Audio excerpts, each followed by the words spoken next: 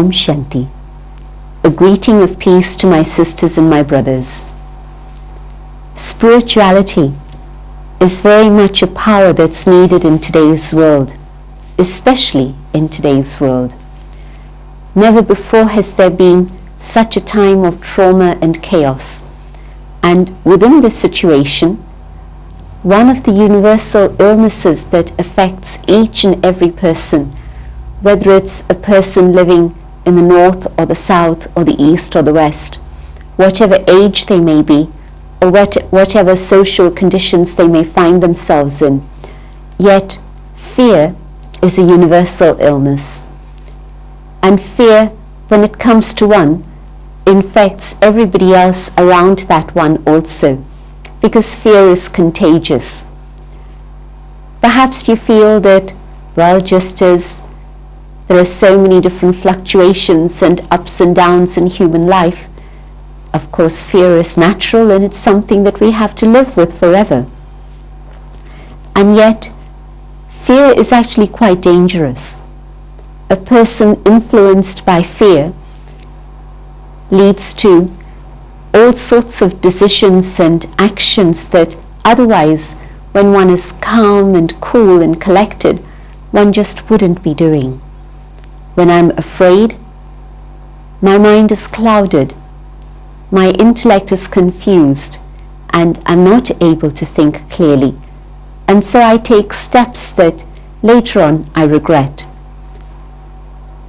When there are difficulties all around us, and surely this is a time of great difficulty, our fear multiplies the difficulties and worsens the situation. If instead of being afraid, I could stay peaceful, calm, and stable, I would be in a better position to be able to do the things that can lead me out of danger, and also I could be an effective instrument to help and support others around me.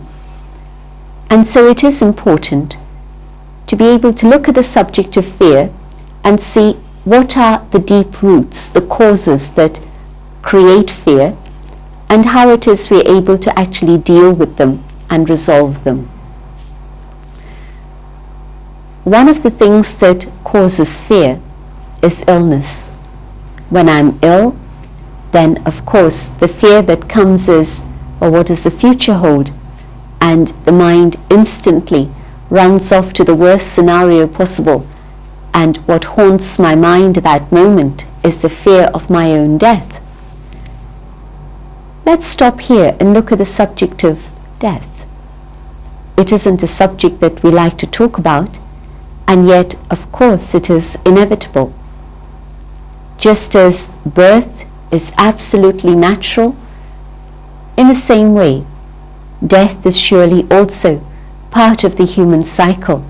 And just as birth is natural, so too the passing away, what we describe as death, also has to then be equally natural. We rejoice when there's a child that takes birth.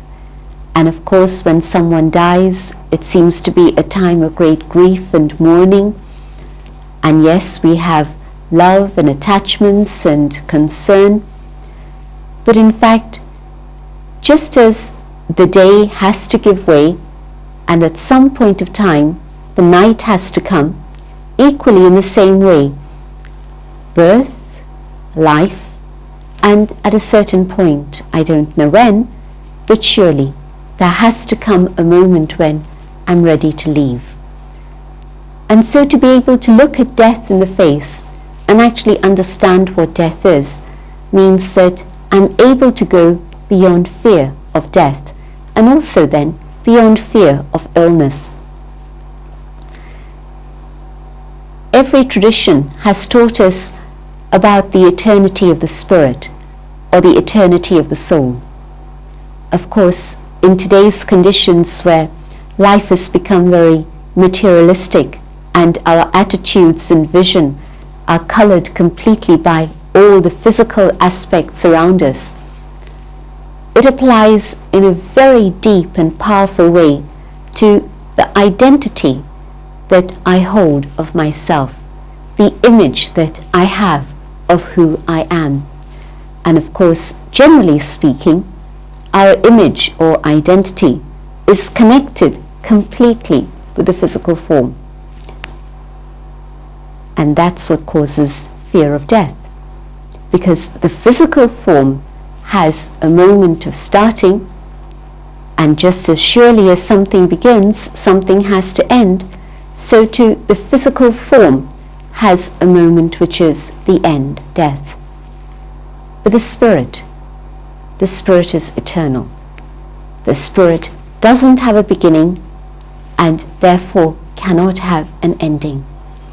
This word eternity is difficult for us to come to terms with, because we're used to working in the human world within parameters, within limits, and so we've no idea what eternity is actually like. And yet, the understanding of the spirit, and more importantly, the awareness of the spirit, the experience of my own eternal identity, and in spiritual terms, I understand that I am the living being, the soul, residing here, just behind the forehead, in the center of the brain. I am that being of light, the eternal being, occupying this costume, this physical body, to play my role on the world stage. It's not enough to hear these words, but I must start thinking about them. And as I begin to think about these ideas, the concept of the soul, the concept of eternity, I begin to get a glimpse of what eternity actually is. I'm able to step above, beyond limits, and come to that awareness of I, the eternal being of light. Death cannot come to me. This body ends, but the soul is eternal, immortal. In our scriptures it says that fire cannot touch the soul, water cannot harm the soul, the wind cannot touch it, the air cannot touch it. Nothing that a human being can do can touch this eternal spirit, the being of light. And so this is who I am.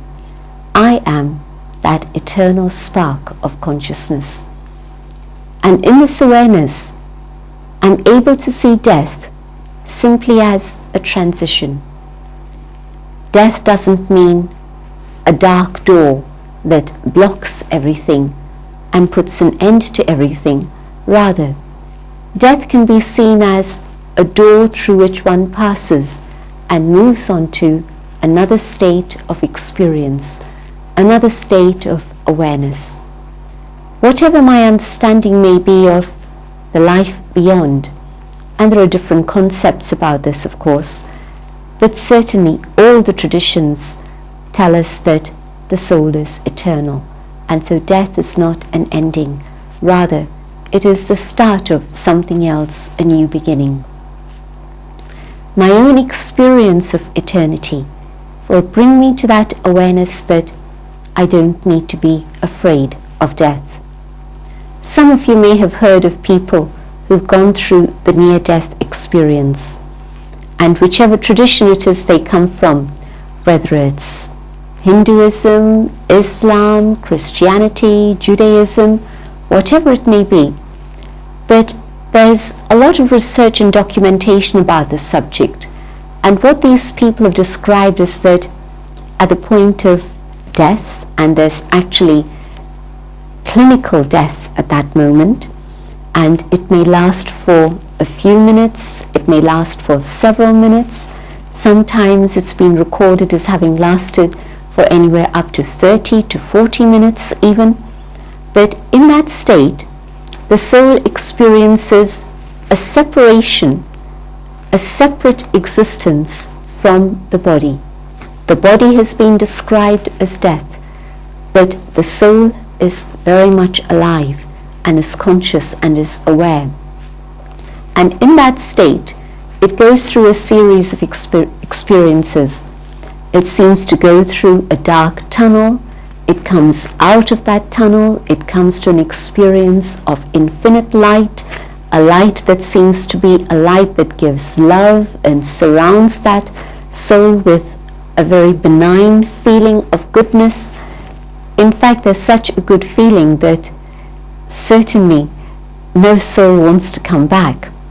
But sometimes there's what's called unfinished business, and so the soul then comes back, and it then has to pick up the threads of its life and continue with whatever is the business, and it has to learn to settle that. But certainly one thing changes for all these people, and that is they're no longer afraid of death, because they know that there is life beyond. And yes, sometimes people have come back and described these things.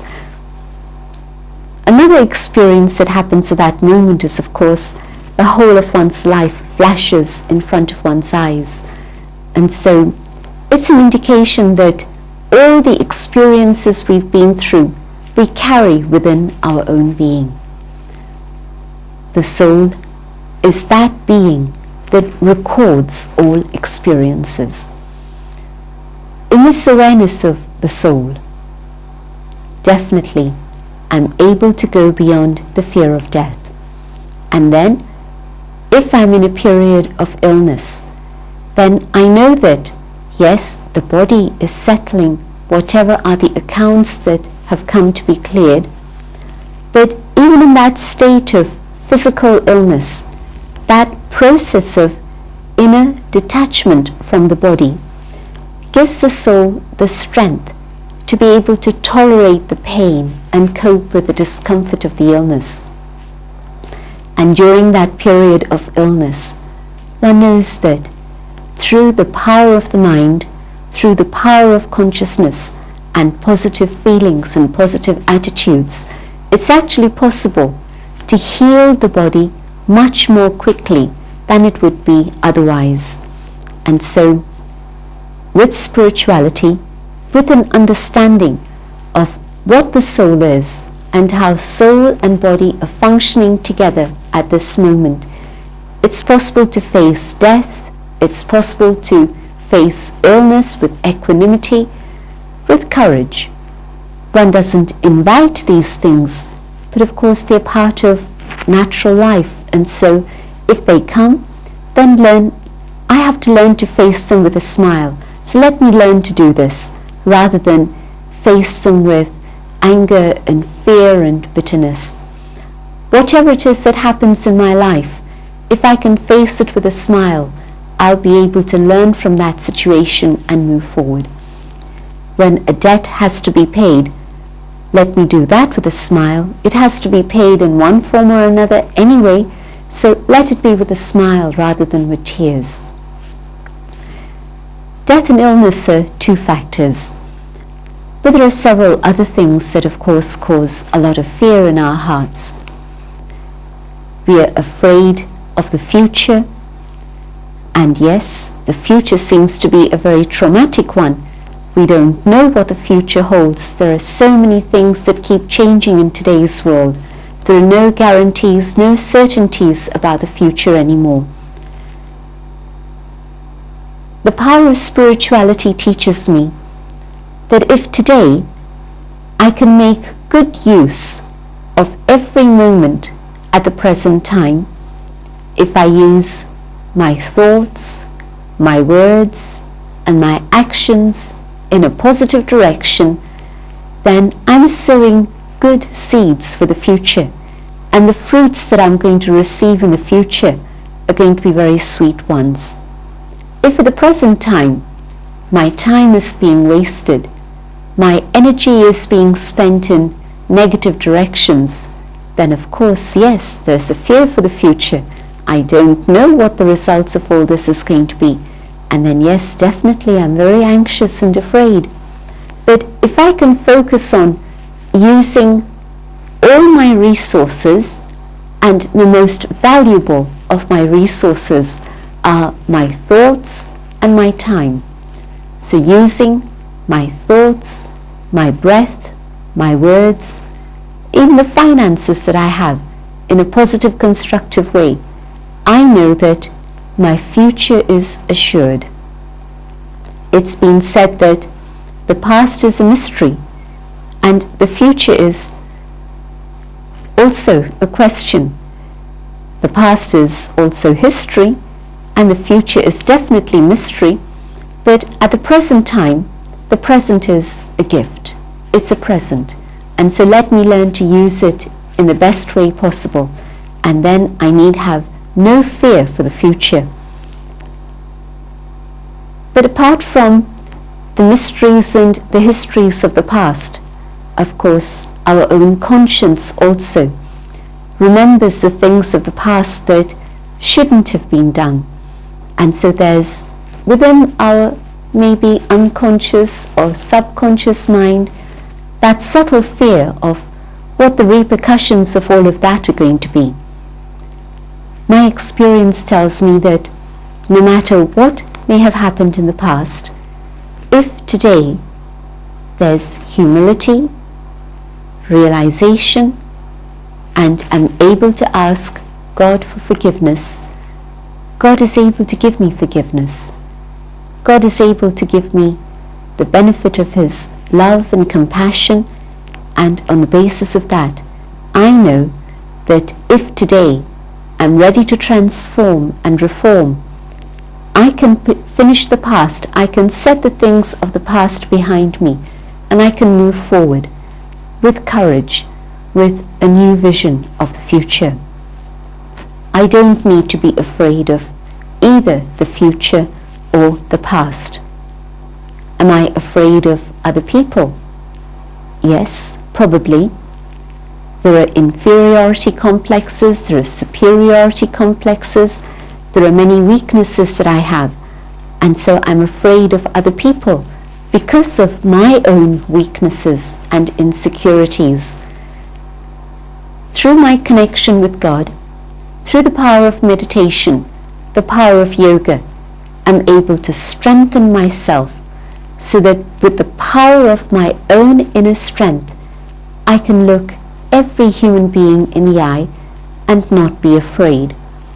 In fact, my own vibrations invite difficulties, and if I'm facing life and the future and every human being with dignity and respect, and I'm sharing respect with others, I don't need to be afraid at all. If I'm sending out the message of insecurity and fear, yes, there will be difficulties that will come in front of me. Problems will come to confront me. People will take advantage of that. But if I'm strong and stable and unafraid, because I have the confidence of knowing who I am and the confidence of my relationship with God, I know that nothing can touch me, and I don't need to be afraid of any human being whatsoever. God's protection will always be with me. These three simple factors of knowing the self, of knowing God, understanding the philosophy of action and reaction, the law of karma, I can make sure that I live a life free from fear. Let's experiment with some of these ideas so that there's actually the experience of the soul and that relationship with God. Sitting comfortably so that the body can be still, so that the mind can be free from physical distractions. Let your eyes stay open gently and look towards the center of the forehead. This is the location of that eternal spark of light. I will speak out my own thoughts as I meditate, and I invite you to follow these ideas.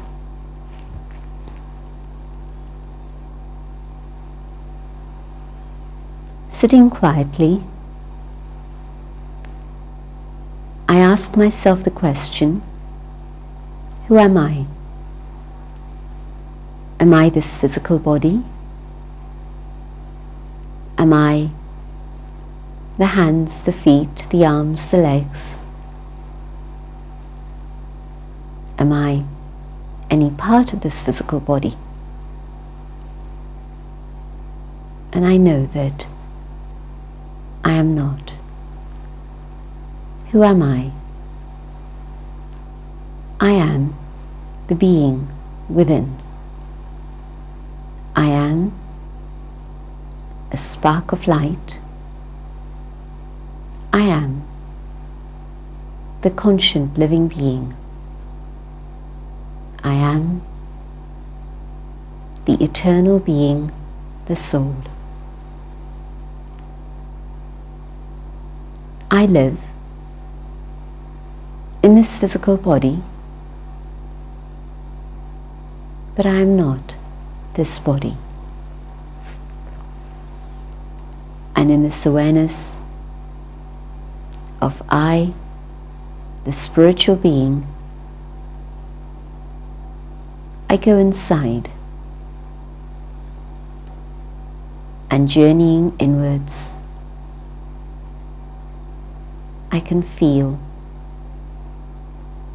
I, the point of light, radiating light. I am a being of peace. In this awareness of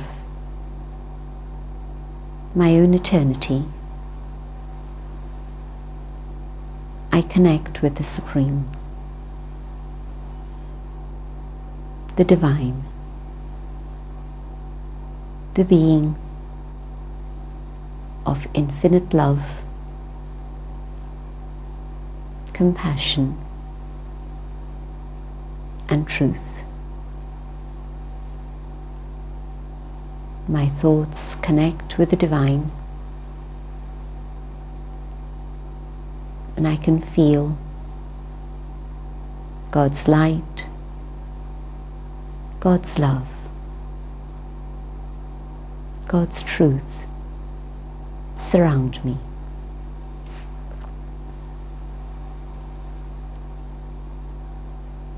I had forgotten myself, and I'd forgotten the Supreme.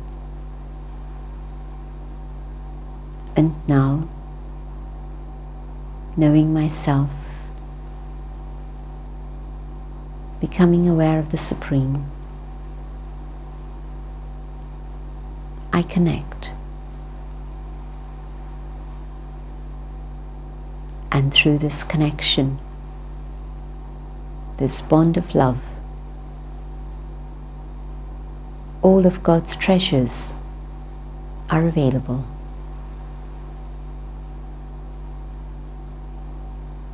I am safe,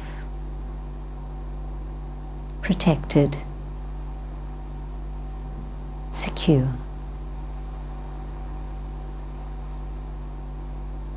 And in this experience, all the fears that I have dissolve. The power of understanding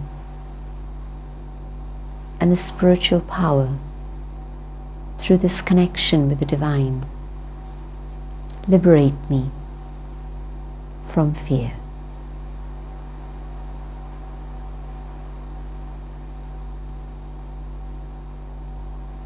I keep this connection, and I come back to the awareness of my role on the world stage, soul playing its role through the body, but yet I keep this awareness of God's protection with me. I carry the experience of God's love and light with me.